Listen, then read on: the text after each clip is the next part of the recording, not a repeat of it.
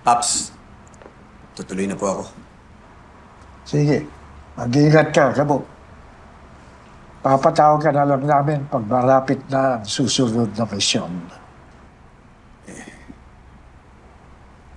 Paps, pasensya na po kayo.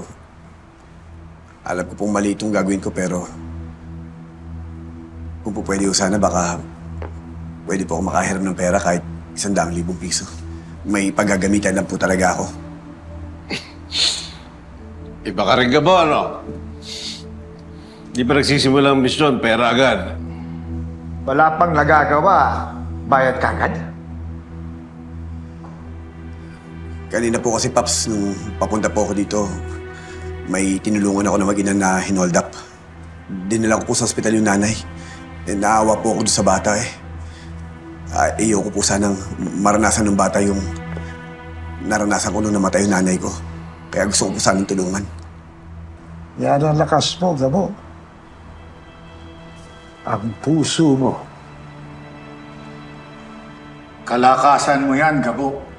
Pero yan din ang magiging kahinaan. At yan ang gagamitin ng kalaban mo. Pero tama ang disposition ni Gabo, Omeng. Dahil walang tutulong sa kapwa Pilipino, kundi tayo pa rin.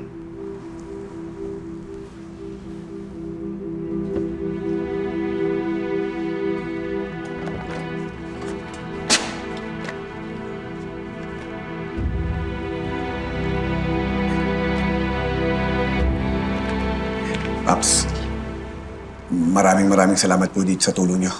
Huwag po kayo mag-alala. Ibibigay ko talaga ito nun sa mag-ina para makatulong ko sa kanila. Sige, Gabo.